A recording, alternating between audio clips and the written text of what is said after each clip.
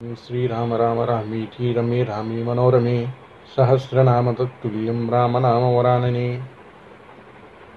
అందరికీ మా నమస్మాంజలు. మా స్పేస్ సుందరకాండ 9 భాగాలు ముగించుకొని నేడు దశమస్కందంలోకి ప్రవేశిస్తున్నాం. అశోకవనంలో ఉన్న సీతను చూసిన హనుమంతుడు ఎంతో ఆనందంతో ఆమె దరికి చేరి ఇప్పటి వరకు జరిగిన విశేషాలన్నీ వివరించడంతో ఆమె హనుమంతుడిని రాముడు పంపించిన దూతగా నమ్మి ఏ విధంగా ఆయనతో మాట్లాడింది అనేది మనం ఈ అధ్యయనంలో వివరించుకుందాం. హనుమంతుడు మాటలు విన్న సీత ఎంతో సంతోషించి మనస్సు తృప్తి పడింది.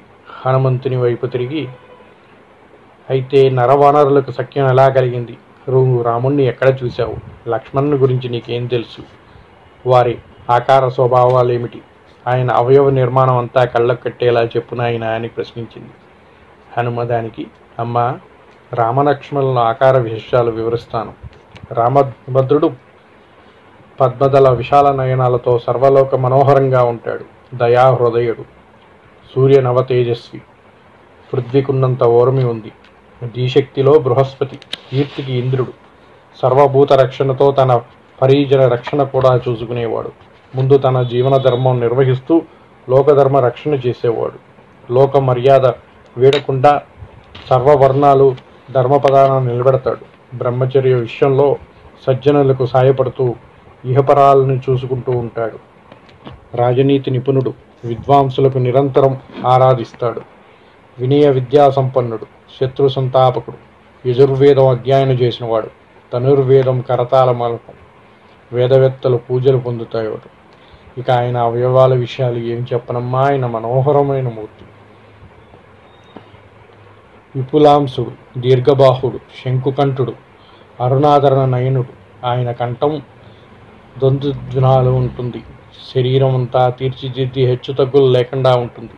ఊరస్థలం, మణికట్టు, పిడికిలి చాలా దృఢంగా ఉంటాయి.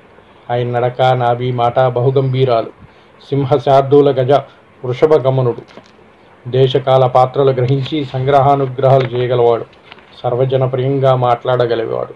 ఆయన తమ్ముడు సర్వ విధాలా ఆయన్నే పోలి ఉంటాడు. ఏమి చెప్పనమ్మా రామచంద్రుడి గురించి? రామచంద్రుడు మనోహరమైన మూర్తమ్మ. ఆయన కళ్ళు విశాలంగా ఎంతో చల్లటి దీవెనలాగా కనిపిస్తాయమ్మా. ఎంతో విశాలమైన బాహువులు గలవాడు. చక్కని మాట గలవాడు. అన్ని వేదాలు తెలిసినవాడు. ఎవరితో ఎలా మాట్లాడాలో, ఎవరి దగ్గర ఎలా ప్రవర్తించాలో, ఎవరిని ఎలా రక్షించాలో అన్నీ తెలిసినవాడు. అంతటి గొప్పవాడమ్మా శ్రీరామచంద్రుడు. ఆ శ్రీరామచంద్రుడు ఎలాంటి వాడో అచ్చం అలాంటి వాడమ్మా లక్ష్మణస్వామి కూడా అని చెప్పి అన్నీ వివరిస్తూ వస్తున్నాడు హనుమంతుడు.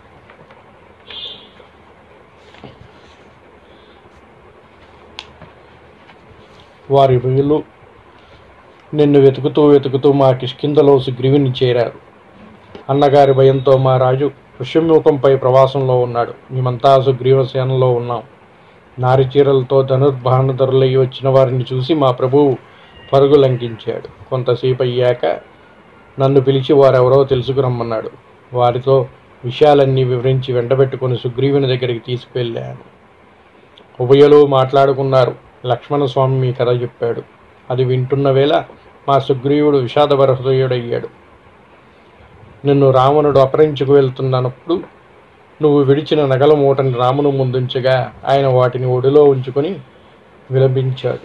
నీ కోసం కొంతసేపటికి ఆయన్ని ఆశ్వసించగలిగాము. అమ్మ, విరహాగ్ని ఆయన దేహం తపిస్తున్నది. భూకంపం వేళ పర్వతంలో ఆయన హృదయం విచలితమవుతున్నది. అత్యంత సుందరమైన ఉద్యానవనాలు, మహానది ప్రవాహాలు, సెలయేర్లు ఏవీ కనిపించినా ఆయన మనస్సు నీకోసమే పరితపిస్తున్నది. అమ్మ, ఆ రాజశార్దూలుడు నిస్సంకేషంగా ఈ రాక్షస రావణుని సర్వనాశనం చేసి నిన్ను స్వీకరిస్తాడు. అందుకు సుగ్రీవుడు కూడా వ్రతపూని ఉన్నాడు. చెప్పాను కదా, వాలిని హతమార్చాడు రాముడు. అనంతరం వానరులందరూ అన్ని దిశలకు నిన్ను అన్వేషించడానికి బయలుదేరారు. అందులో నేను లంకకు వచ్చి ఇక్కడ నిన్ను చూడగలిగాను. అమ్మా, చెప్పాను కదా, రామచంద్రుడు నీకోసం తప్పిస్తూ తిరుగుతూ మా దగ్గరికి వచ్చాడు. ధనుర్బాణాలతో వస్తున్న వాళ్ళు ఎవరో శత్రువు అని భయపడి మా రాజు పరుగులంటించాడు. మళ్ళీ నన్ను కలిసి వారెవరో ఎందుకు వచ్చారో కనుక్కొని రమ్మని నన్ను పంపించాడు. నేను వాళ్ళ గురించి తెలుసుకొని మా రాజు దగ్గరికి తీసుకెళ్ళాను. ఇద్దరు కుశల ప్రశ్నలు వేసుకున్నారు. నీ గురించి వివరించాడు లక్ష్మణుడు. అంతటా ఆ రోజు నిన్ను రావణాసుడు తీసుకెళ్తున్నప్పుడు నువ్వు నగల్ని ఒక మూటలో కట్టి విడిచావు. అది ఋష్యమీకం మీద పడింది. అది మాకు దొరకటం చేత ఆ నగల మూటని రామచంద్రుల వారికి చూపించాము. అది చూసి నీవని గ్రహించి ఆయన కన్నీళ్లు పెట్టుకున్నాడు. కొన్ని మాటలు చెప్పి ఏదో ఒక విధంగా ఆయన్ని ఓదార్చాం. ఆయన ఎప్పుడూ నీ గురించే ఆలోచిస్తాడమ్మా. ఏదో ఒక విధంగా రావణాసుడిని సంహరించి ఈ లంకని జయించి నిన్ను స్వీకరిస్తాడు. నువ్వేమీ భయపడకు, మేమందరం ఉన్నాం. రామలక్ష్మణులే కాదు, సుగ్రీవుడు వానరసేన మొత్తం ప్రతిభూని ఉన్నాం. ఈ రావణుణ్ణి సంహరించి నిన్ను రక్షిస్తామమ్మా అని చెప్పాడు.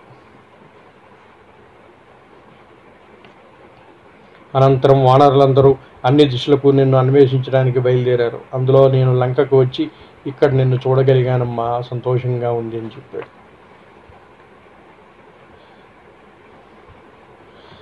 మా బలాధిపతి వాలిసుతుడు అంగదుడు. ఆయన నాయకత్వంలోనే మేము వింధ్య పర్వతం మీద ఎన్నో రోజులు గడిపాము. అప్పటికి సుగ్రీవుడు పెట్టిన గడువు దాటిపోయింది. తిరిగి వెళితే ఆయన మా ప్రాణాలు తీసివేయడం తథ్యం అని మేము ప్రాణత్యాగం చేయడానికి కొంత శిఖరం చేరాము.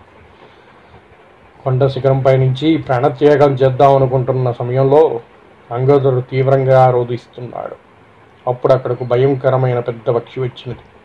జటాయువుకు సోదరుడైన సంపాతి ఆ పక్షి. ఆ మాటల్ని జటాయువు మరణవార్త విని, మా మాటల్లో జటాయువుని చూసి ఆయన ఎలా మరణించాడనే విషయం చెప్పుకుంటుండగా ఆ మాటలు విన్నాడు సంపాతి.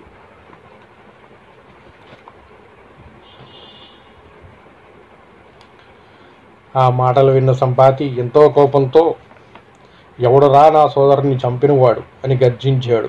అప్పుడు మేము రామన్ చేతిలో జటాయువు మరణించిన వార్త వినిపించాము. ఆ పక్షి ఎంతసేపు విచారించి నీ వర్తమానాన్ని చెప్పాడు. మాకు సంపాతి కల్పించాడమ్మా. ఆయన చెప్పడం వల్లే నువ్వు ఇక్కడ ఉన్నావని మాకు తెలిసింది. అప్పుడు మాకు ధైర్యం కలిగింది. ఉత్సాహంతో సముద్ర తీరానికి బయలుదేరాం. విశాల సాగరాన్ని దాటడం సాధ్యమా అని మా వానరులు సోకి సముద్రంలో మునిగారు. వారికి ధైర్యం చెప్పి నేను బయలుదేరాను. రాత్రంతా లంకా నగరంలో మూలలో వెతికాను. రావణాసుని చూశాను, నిన్ను చూడగలిగాను. ఇది ఇంతవరకు జరిగింది కదమ్మా. ఇప్పుడు నన్ను విశ్వసించు తల్లి అని చెప్పి హనుమంతుడు చెప్పాడు. ధనుర్వేద విధేయుడైన రాముడు, ఆయన సేవకే జీవితాన్ని అంకితం చేసిన లక్ష్మణుడు కుశలంగా ఉన్నారు. వారి దూతగా నేను ఇక్కడికి వచ్చాను. ఇప్పుడు నేను వెళ్ళి మా వానర వీరులకి మీ దర్శన భాగ్యం విషయం చెప్తాను. అంతకంటే నాకు కీర్తి మరొకటి లేదు. నా కథ కూడా చెప్తాను వినమ్మా. పర్వతాల్లో శ్రేష్టమైన మల్యవంతం మీద మా తండ్రి కేసరి ఉండేవాడు. ఆయన దేవర్షులు ఆజ్ఞానుసారం సముద్ర తీరాన గోకర్ణం వద్ద శంభుసాదుడనే రాక్షసుని కడతేర్చిన మహావీరు. ఆ కేసరి భార్యకు నేను వాయుదేవులకి కలిగాను. నన్ను హనుమంతుడు అంటారు. ఇది నా విషయం. ఇప్పటికి నీకు విశ్వాసం కలగాలి అని చెబుతూ సీతాదేవికి ఆనంద పుష్పాలతో హృదయం సంతోషతరంగమైనది. ఎప్పుడైతే హనుమంతుడి యొక్క మాటలన్నీ విన్నదో ఆమె ఎంతో సంతోషభరితమైందంట. ఏమి చెప్పాడయ్యా హనుమంతుడు? అమ్మా, నేను ఇలాగా అంగదుడి యొక్క సైన్యంలో బయలుదేరాను. నీకోసం వెతుకుతుంటే సంపాతి అనే ఆయన జటాయు యొక్క తమ్ముడు నీ గురించి విని, జటాయు యొక్క అన్న నీ గురించి విని, ఆయన జటాయు మరణవార్త విని నీ గురించంతా మాకు చెప్పాడు. ఆయన చేసిన సహాయంతో సముద్ర తీరానికి చేరి యువతలకు ఎలా రావాలని మన వానరులంతా సంకేతిస్తుంటే నేను వారికి ధైర్యం చెప్పి సముద్ర లంఘనం చేసి ఇక్కడికి వచ్చానమ్మా. రాత్రంతా నీ కోసం వెతికాను. వెతకగా రావణుడు కనిపించాడు. నీ దర్శన భాగ్యం కూడా లభించింది. ఇప్పటిదాకా ఇదమ్మా జరిగింది అని చెప్పి హనుమంతుడు ఎవరు, ఆయన ఎలా పుట్టాడు కూడా వివరించాడు. సీతాదేవి ఎంతో సంతోషించింది. ఇప్పుడు నువ్వు ఏమి చెయ్యమంటే అది చేస్తాను. వాయువు ఎంత శక్తిమంతుడో నేను కూడా అంత శక్తి కలవాడని అని వినయంగా, ఇదిగో రామముద్రిక, ఈ అంగుళీకము చూచి నన్ను పూర్తిగా విశ్వసించు, విచారాన్ని విడిచి సంతోషంగా ఉండు అని ఉంగరం అందించాడు. ఆ ఉంగరం చూచిన సీతాదేవి వదనం రాహు నోట నుండి వెలువడిన చంద్రబింబంలా ఉంది. ఎదురుగా రామచంద్రుడే వచ్చి నిలబడినట్లు అనిపించింది. తనకంతో సంతోషం కలిగింది. వాయునందుని కొనియాడుతూ, నువ్వు తప్ప ఈ పని చేయగలవాడు లేరయ్యా. ఈ రాక్షస రాజధానిలో అడుగుపెట్టడం ఎవరితరం కాదు.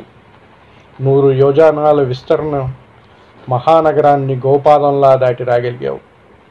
నీ సాహస పరాక్రమాలు మరెవరకుంటాయి? ఆత్మవేత్త అయిన రామభద్రుడు పంపిన నీతో మాట్లాడటం నాకెంతో సంతోషంగా ఉంది అని చెప్పి సీతాదేవి సంతోషపడుతూ హనుమంతుడిని పొగిడింది.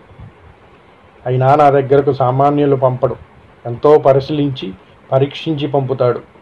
ధర్మసత్యపరాయుడైన రాముడు ఆయన సోదరుడు లక్ష్మణులు క్షేమంగా ఉన్నారని విని నా గుండె తేలికబడింది. నాకు ఒక సందేహం కలుగుతున్నది. ఆయన కుశలంగా ఉంటే ఈ పాటికి లంకా నగరాన్ని భస్మం చేసి తీరాలే. దేవగణాలను సైతం నిగ్రహించగలిగిన వాయువు వారు ఉభయలు మౌనంగా ఉన్నారంటే నా దురదృష్టమే కావాలి. ఇంతకు బాధతో ఆయన నిశ్చలంగా కూర్చొని ఉండటం లేదు కదా. ఉత్తమ క్షత్రియ ధర్మాన్ని నిర్వహిస్తున్నాడా? ఆయన సామధాన భేద దండాలను సకాలంలో అనుసరిస్తున్నాడా అని ప్రశ్నించింది సీతాదేవి. చూసారా, ఇంత బాధలో కూడా సీతాదేవి రాముడు ఎలా ఉన్నాడు, ఆయన అన్ని ధర్మాలు పాటిస్తున్నాడా, ఆయన క్షత్రియ ధర్మాన్ని నిర్వహిస్తున్నాడా, లేదా నేననే బాధతో అన్నీ వదిలేసి అలాగే ఉన్నాడా అని చెప్పి ప్రశ్నించిందంట సీతాదేవి.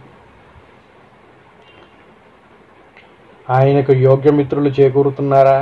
వారు ఆయన శ్రేయస్సును కోరి పనిచేస్తున్నారా? గౌరవభావంతో చూస్తున్నారా? అదృష్టాన్ని గ్రహించి పురుషాకారంతో దేవతానుగ్రహం కోసం యజ్ఞం జరుపుతున్నాడా? ఆమె ప్రశ్నలు చూడండి. ఈ బాధనంతా మరిచిపోయింది. ఇంతకాలం రాక్షసుల దగ్గర ఉండి ఇన్ని బాధలు అనుభవించిన సీత ఇవన్నీ మర్చిపోయింది. వేటి గురించి ఆలోచించట్లేదు. రామచంద్రుడు ఎలా ఉన్నాడు? ఆయన బాధతో దుఃఖిస్తూ అలాగే ఉన్నాడా? ఆయన కార్యక్రమాలన్నీ నిర్వహిస్తున్నాడా? ఆయన్ని మంచిగా గౌరవంగా చూస్తున్నారు కదా ఆయన మిత్రులు. అంతా మంచిగా ఉందా లేదా అని చెప్పేసి ఆయన ప్రశ్నలు కనుక్కుంటుంది. నా వియోగ బాధతో కృషించడం లేదు కదా. నన్ను ఈ రాక్షస పీడ నుండి విముక్తి చేసే కృషిలో ఉన్నాడా? అయోధ్యలో ఉన్న మా అత్త కౌసల్య, ఆవిడతో పాటు సుమిత్ర, అది కాగల వారి క్షేమ సమాచారాలు అందుతున్నాయా? సోదర ప్రేమ గల భరతుడు నన్ను రక్షించడానికి చతురంగ బలాలను పంపుతాడా? వానరేశ్వరుడు సుగ్రీవుడు తన సర్వసేన బలంతో నన్ను రక్షించడానికి ఉన్నాడా? అస్త్ర విధేయుడైన మా లక్ష్మణుడు రాక్షస సంహారానికి ఉత్సాహంతో ఉన్నాడా? రామభద్రుడు త్వరలో ఇక్కడికి వచ్చి ఈ క్రూర రాముని సంహరిస్తాడా అని అడుగుతుంది సీత. కుశల ప్రశ్నలన్నీ వేసిందండి. రాముడు ఎలా ఉన్నాడు, లక్ష్మణుడు ఎలా ఉన్నాడు, మా అత్తగారు వాళ్ళు ఎలా ఉన్నారు, మా మరిదైన భరతుడు ఆయన సైన్యాన్ని మొత్తం పంపి ఈ రావణ్ణి సర్వనాశనం చేయటానికి సహకరిస్తాడా? లక్ష్మణుడు బాణం పడతాడా? సుగ్రీవ సేన అంతా కూడా రాముడికి సహకరిస్తుందా అని చెప్పేసి తన మనసులో ఉన్న భయాలన్నింటినీ కనుక్కుంటుండగా హనుమంతుడు ఈ విధంగా చెప్తున్నాడు. అమ్మ, ఇంతవరకు ఆయనకి మీరెక్కడ ఉన్నది తెలియదు. తెలిసిన క్షణంలో ఆయన మా వానరు బల్లూక సేనలతో బయలుదేరి సముద్రాన్ని స్తంభింపజేసి అడ్డు వచ్చిన వారిని కడతేర్చి ఈ లంకా నగరాన్ని సర్వరాక్షస సమేతంగా నాశనం చేసి తీరుతాడు. ఇందులో సందేహం లేదు. అమ్మా, ఇంతవరకు నీవెక్కడున్నావో తెలియక మాత్రమే రామచంద్రుడు ఆగాడమ్మా. తెలిసిన మరుక్షణం ఆయన లంకకు వస్తాడు. మా వానర బల్లూక సైన్యాలు మొత్తం ఆయనకు తోడుగా ఉంటాయి. ఈ సర్వరాక్షసుల్ని అందరినీ సంహరించి నిన్ను తీసుకెళ్తాడమ్మా. నువ్వు అందులో ఏ విధమైన అనుమానం అవసరం లేదు నీకు. నీ వియోగం వల్ల ఆయన సింహపు పంజె దెబ్బతిన్న ఏనుగు వలె బాధపడుతున్నాడు. ఇంకా ఆ బాధ ఉండదు. త్వరలోనే రామచంద్రుడు పూర్ణచంద్రవదనంతో నీకు దర్శనమిస్తాడు. స్వర్గంలో ఇంద్రుని వలె ప్రసవనగిరి మీద ఉన్న రామభద్రుడు నువ్వు చూడగలవు. ఆయన నీ వియోగంలో అన్నం పానాలు అన్నీ సరిగా ముట్టట్లేదమ్మా, మధుపానం చేయట్లేదు, మాంసభక్షం వదిలేశాడు. ఈ బాధతో శరీరం మీద వ్రాలి బాధించే ముషికాల స్పర్శ కూడా తెలియటం లేదమ్మా. అమ్మా, రాముడు సంతోషంగా ఉన్నాడని చెప్పను, కానీ నీ గురించే ఆలోచిస్తున్నాడమ్మా. ఆయన దుఃఖంలోనే ఉన్నాడు. ఆయనకి నువ్వెక్కడున్నావో తెలియకవరకే ఇన్ని రోజులు ఆగాడు. తెలిసిన మరుక్షణం మా వానర బల్లూక సైన్యాలతో వచ్చి ఈ సర్వరాక్షస గణాన్ని సంహరిస్తాడు, రావణుణ్ణి సంహరిస్తాడు, నిన్ను చేపడతాడు. అందులో ఎటువంటి అనుమానాలు అవసరం లేదమ్మా. ఆయన బాధతో శరీరం మీద బాధించే దోమలు కీటకాలు ఉంటాయి కదండి, ఈగలు దోమలు, వాటిని అన్నిటినీ కూడా ఏమి పట్టించుకోవట్లేదమ్మా. స్పర్శ కూడా వదిలేశాడు. ఎప్పుడూ నీ ఆలోచనే, నీ గురించే బాధపడుతూ దుఃఖిస్తూ ఉన్నాడమ్మా. నిరంతరం నిన్నే ధ్యానిస్తున్నాడు. నీ నామస్మరణే ఆయన ఎప్పుడు. అందమైన పువ్వు కనిపించినా, మధురమైన ఫలం కనిపించినా, మరి ఏదైనా సరే మనస్సును హరించేసేది కనిపిస్తే చాలు, హా ప్రియ సీత అని పిలిపిస్తాడు. నిన్ను దగ్గరికి తెచ్చుకోవడానికి ఆయన కృషి చేస్తున్నాడు అని చెబుతుంటే సీతాదేవి వదనం శరత్కాల మేఘాలతో నిండిన ఆకాశంలా, చంద్రబింబంలా కనిపించింది.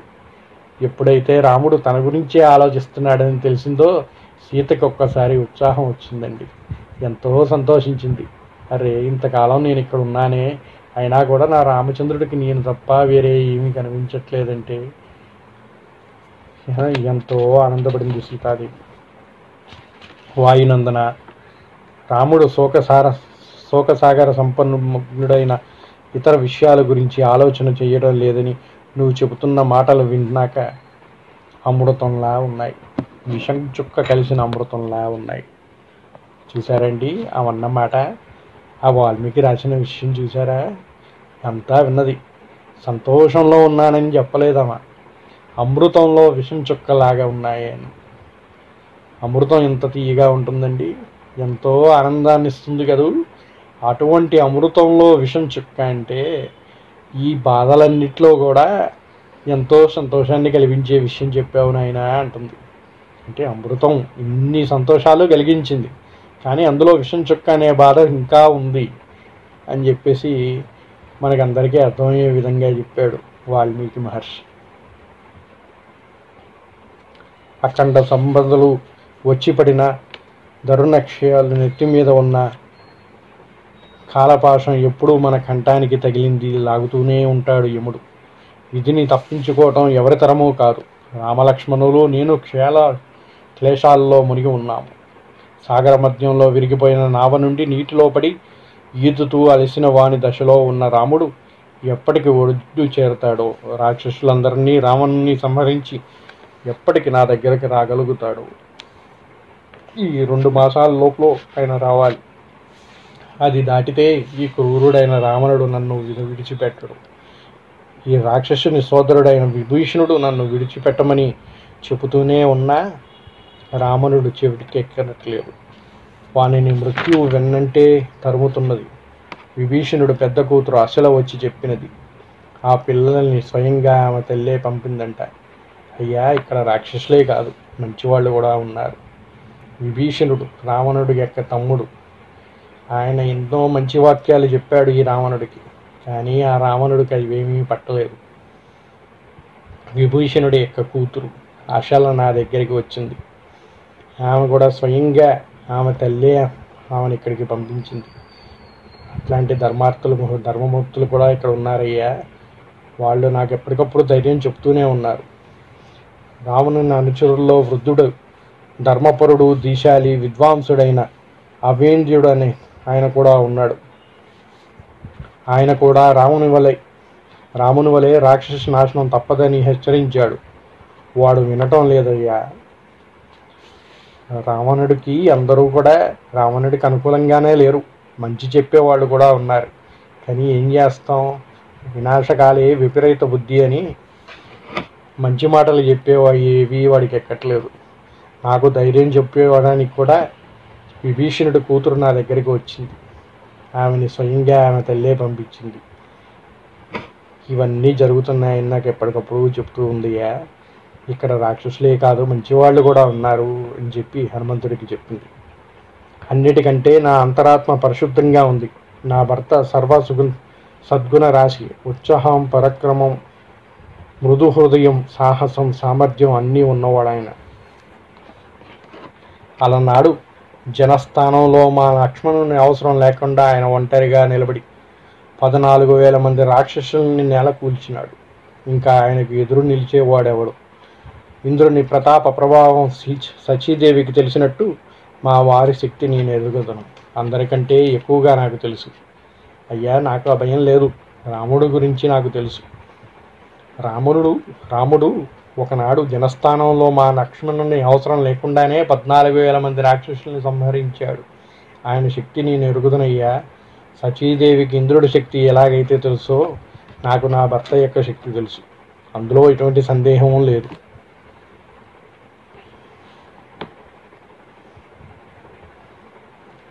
ఈ రాక్షస శత్రుజాలాన్ని రాముడే సూర్యుడు తన బాణకిరణాలతో ఎండబెట్టగలడు అన్నది జానకి.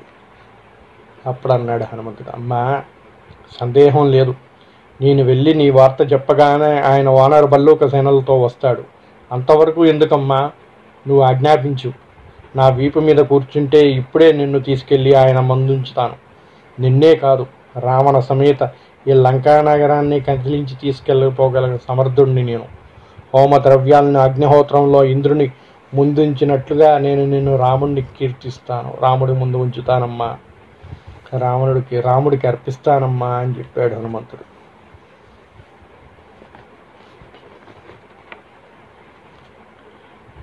రావణోద్యోగులైన రామలక్ష్మణులను నువ్వు ఇప్పుడే చూడవచ్చు. వేరే ఆలోచన లేకుండా రావమ్మా. చంద్రుని సరసన రోహిణి వలె రాముని ప్రక్క నువ్వు అలరాడుతావు. ఈ లంక అంతా కలిసి వచ్చినా నన్ను ఆపలేరు. ఇక్కడికి వచ్చినంత రహస్యంగా నిన్ను అక్కడికి తీసుకెళ్ళగలను అన్నది. జానకీదేవి అది అంతా విని మందహాసంతో హనుమంతుడిని ఆట పట్టించింది. చూడండి ఏ విధంగా మాట్లాడింది. హనుమ, చాలా సంతోషంగా ఉంది నీ మాటలు వింటుంటే. కానీ అంత దూరం నన్ను ఎలా తీసుకెళ్ళగలవు? నీ వానరత్వం, నీ కపిలత్వం అలా పరిశీలిస్తుంది. లేకుంటే ఇంత అల్ప శరీరంతో ఉన్న నువ్వు నన్ను ఎలా తీసుకెళ్తావు అని పరిహసించింది. హనుమంతుడు పరావ దుఃఖాన్ని అణుచుకొని తన దేహాన్ని సువిశాలం చేసి మేరుగిరిలా నిలిచాడు ఆమె ముందు. కన్నులు అగ్నిగోళాల వలె వెలుగుతున్నాయి. గోళ్ళు వజ్రకాంతులతో ఉన్నాయి. హనుమ, తల్లి, ఇప్పుడు చూసావా నా శక్తి? ఈ లంకా నగరాన్ని వన భవన ప్రాకార పర్వత సమేతంగా దేనినైనా రావణునితో కలిసి తీసుకుపోగలను. నన్ను గురించి అనుమానం అనవసరం. నిన్ను తీసుకువెళ్ళి రామలక్ష్మణుల దుఃఖసాగరం నుండి ఉద్ధరించటమే నా కర్తవ్యం అన్నాడు. అది విన్న జానకి ఈ విధంగా చెప్పింది.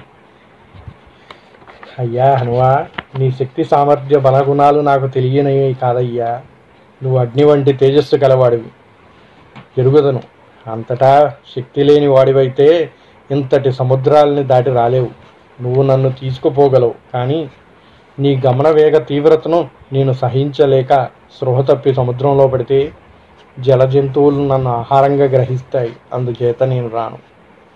సీతాదేవి ఫస్ట్ పరిహసించిందండి. ఆమె పరిహాసం చేస్తుంటే ఆంజనేయుడికి కొంచెం నొప్పిగా అనిపించి, అమ్మా, నా శక్తి సామర్థ్యాలు నీ వెరుగు. నేను ఎంత విశాలమైన వాడినో చూడు అనుకుంటూ తన దేహాన్ని మొత్తాన్ని పెద్దగా వెంచి చూపించేశాడు. ఈ మొత్తం లంకా నగరాన్నే తీసుకుపోగలనమ్మా, నిన్ను క్షేమంగా నేను తీసుకెళ్తాను అని చెప్పాడు. విన్న జానకి అదే హనుమంతుడు బాధపడ్డాడే అనుకుని ఆయన ఆ విధంగా బాధపడకూడదని చెప్పి, నాయన, అందుకు కాదు నేను అనేది. నీ శక్తి సామర్థ్యాలు నాకు తెలుసు. కానీ నీ వాయువేగానికి నేను కూర్చోలేనయ్యా. నేను ఒకవేళ జారి సముద్రంలో పడిపోతే సముద్ర జలచరాలు నన్ను పీక్కు తింటాయ్యా. అందుకే నేను రానంటున్నాను అన్నది.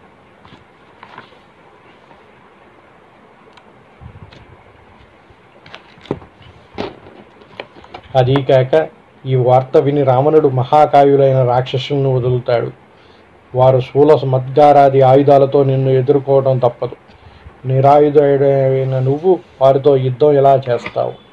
ఒకవేళ నువ్వు చేసిన ఆ సమయంలో నేను భయంతో జారిపోవచ్చు. ఆ రాక్షసులు నన్ను తీసుకుపోవచ్చు, లేదంటే నరికి పారేయగలరు, లేదా లంకలో బహురహస్య ప్రదేశాలు గలవు, అక్కడ నన్ను దాడి చేయగలరు. మరొక మాట, నీ శక్తితో నువ్వు రాక్షస సంహారం చెయ్యవచ్చు, కానీ అది ప్రభువైన రామునికి కీర్తికరం కాదయ్యా. నువ్వు అంతటి శక్తివంతుడివి, ఆ విషయంలో ఎటువంటి సందేహం నాకు లేదయ్యా. కాకుంటే నువ్వు నన్ను తీసుకెళ్లేటప్పుడు ఆ విషయం తెలిసిన రావణుడు తన దగ్గర ఉన్న ఎంతో బలిష్ఠులైన నీ మీదకి యుద్ధానికి పంపవచ్చు. వాళ్ళు శూలాలతో నిరాయుధుడైన నీపైన యుద్ధం చేయవచ్చు.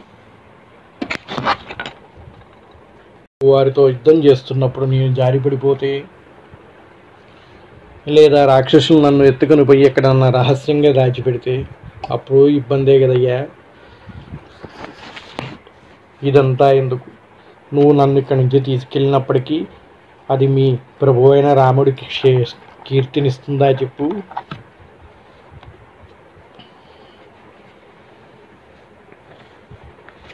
ఒకవేళ నేను చెప్పిన దాంట్లో ఏదైనా జరిగితే, నీ మాట విని నేను బయలుదేరితే, నేను చెప్పిన ప్రమాదం జరిగితే రామలక్ష్మణులతో పాటు మీ వానర బల్లూక పతులు కూడా ప్రాణాలు వదులుతారయ్యా. అన్నిటికంటే ముఖ్యమైన విషయం,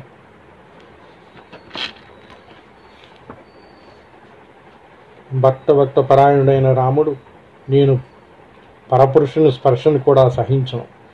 మరి రావణుడు తెచ్చాడు కదా అనవచ్చు నువ్వు. అప్పుడు నా భర్త దూరంలో ఉన్నాడు, నా మనస్సు నా వశంలో లేదు. ఆ సమయంలో నేను చేయగలిగింది లేదు. ఇక ఈ దశకంఠుని బంధు సమేతంగా సంహరించి నన్ను స్వీకరించడం రామచంద్రుడికి కీర్తినిస్తుందయ్యా. ఆ కీర్తి ఆయనకి రావాలి కదా. దేవనాగ గంధర్వులు సంగ్రహించగల ఆయన ధనుష్పాణి నిలబడితే, జ్వాలితాన్ని సదృక్షంగా మా లక్ష్మణుడు తోడుంటే వారి వైపు కన్నెత్తి చూడగల దండుకి కనుక లక్ష్మణ సమేతంగా మీ వానర బల్లూక సేనులందరూ రాముని వెంట ఇక్కడికి రావాలి.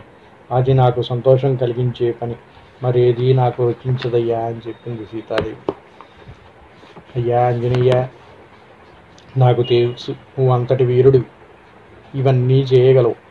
కానీ నీవు నన్ను వెంట పెట్టుకొని బయలుదేరిన వెంబటే రావణుడు రాక్షసుని పంపిస్తాడు. నువ్వా నిరాయుధాయుడివి, నీ దగ్గర ఎటువంటి ఆయుధాలు లేవు. వాళ్ళు శూలాలతో నిన్ను బాధించవచ్చు. నీతో యుద్ధం చేస్తున్నప్పుడు నేను జారిపోనవచ్చు. నన్ను రాక్షసులు తీసుకెళ్ళి ఎక్కడన్నా బంధించవచ్చు. ఇటువంటి పరిస్థితిలో వాళ్ళు నన్ను నరికివేయనవచ్చు. ఇలా జరిగితే మీ వానరపతులకు కానీ రామలక్ష్మణులకు కానీ సంతోషాన్ని ఇస్తుందయ్యా. వారంతా ప్రాణత్యాగం చేయరు, అది మంచిది కాదు కదా. అందున నా భర్త వచ్చి నన్ను రక్షిస్తే నాకు సంతోషం కలిగిస్తుందయ్యా. పరపురుషుడి యొక్క స్పర్శను నేను సహించను. నీకు ఒక అనుమానం కలగవచ్చు, అమ్మా రావణుడు వచ్చి నిన్ను ఎత్తుకొచ్చాడే అని. ఆ సమయంలో నా భర్త నా దగ్గర లేడయ్యా. నా మనస్సు నా అధీనంలో లేదయ్యా. అప్పుడు నేను చేయగలిగింది ఏమీ లేదు, అందువల్లనే తప్పలేదు. కానీ ఇప్పుడు నా రాముడు వచ్చి నన్ను రక్షించి తీసుకెళ్తేనే ఆయనకి కీర్తి, నాకు సంతోషం. అలా జరగాలనే నేను కోరుకుంటున్నాను. కనుక నీ వెళ్ళి రామలక్ష్మణులతో వచ్చి, మీ సేనలతో వచ్చి ఈ రాక్షస సంహారం గావించి నన్ను తీసుకెళ్తే అదే నాకు సంతోషం అయ్యా. ఈ విషయాన్ని రాముడికి విన్నవించు అని చెప్పింది సీతాదేవి. జానకి మాటలు విన్న హనుమంతుడు, అమ్మ పరమ సాధ్వీమణి, నీ మాటలు నీ పాతివ్రత్యం నిదర్శనంగా ఉన్నాయి. 100 యోజనాల సముద్రం దాటి నా వీపు మీద కూర్చోవటం నీకు భయంగా ఉంటుంది. నువ్వు స్త్రీవి కనుక మహాత్ముడైన రామచంద్రుని ధర్మపత్ని.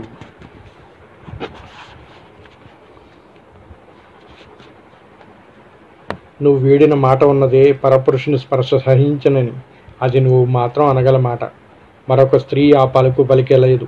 నీ స్థితి, నువ్వు పలికిన ప్రతి అక్షరం అన్నీ యథాతథంగా ఆయనకు వినిపిస్తాను. రామచంద్రునికి సాధ్యమైనంత త్వరగా సంతోషం కలిగించాలని నా తాపత్రయం. అందుకే నిన్ను తీసుకువెళ్తానన్నాను. ఆ సముద్రం దాటి ఈ లంకలో అడుగుపెట్టడం ఎంత క్లేశమో తెలిసి మాట్లాడావు. రాముని మీద నీకున్న స్నేహ గౌరవాలు నన్ను అలా మాట్లాడించాయి తప్ప మరొక భావన నాకు లేదు. నన్ను క్షమించి తల్లి. రాముడి దగ్గరికి నిన్ను త్వరగా తీసుకెళ్ళి మిమ్మల్ని ఇద్దరినీ సంతోషంగా చూడాలని ఒకే ఒక ఆశతో ఆ మాటలన్నానమ్మా. నన్ను తప్పుగా అర్థం చేసుకోకు అని చెప్పి హనుమంతుడు చెప్పాడు. ఇప్పుడు ఇంకా నువ్వు రావు కనుక ఆయనకి ఆనవాలుగా ఏదైనా ఇస్తావా అని అడిగాడు. Hi hello, namaste, Bagunara. Mana, Vuri Vinthalu, Visesalu, Ki, Swagatham Suswagatham. Miru Mana channel Ki subscribe Cheskunara, Lekapothi, bell icon click cheesy subscribe apud Cheskandi. Mana channel low, food recipes, tours, travels, exhibits enka, eno, wonders nay, chapistham. Like Chayandi, share Chayandi, welcome.